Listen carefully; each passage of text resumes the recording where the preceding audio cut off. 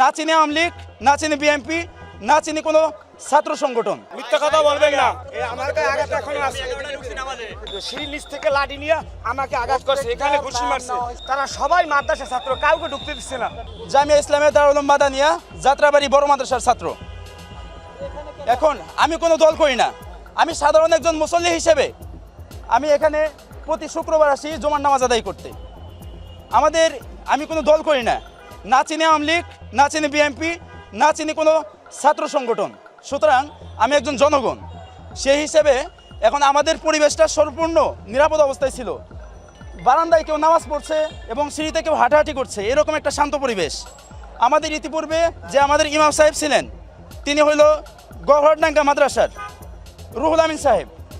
তো রুহুল আমিন সাহেব ইতিপূর্বেও আমাদের এখানে নামাজ পড়িয়েছেন এবং তিনি এখানকার প্রধান।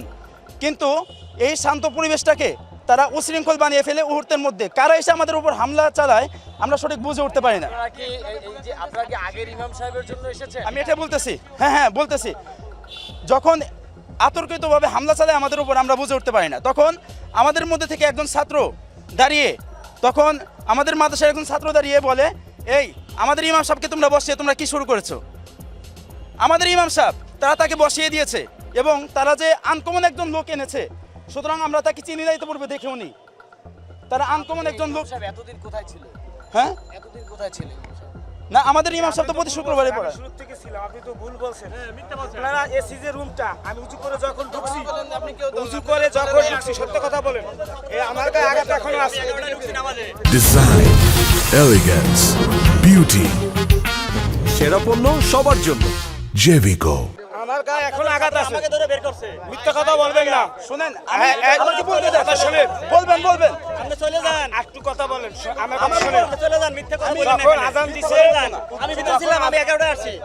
যখন আজান ধরে দিছে বের করছে। ঠিক আছে, আমাকে ধরে বের করছে। এই আমাকে বলতে দেন।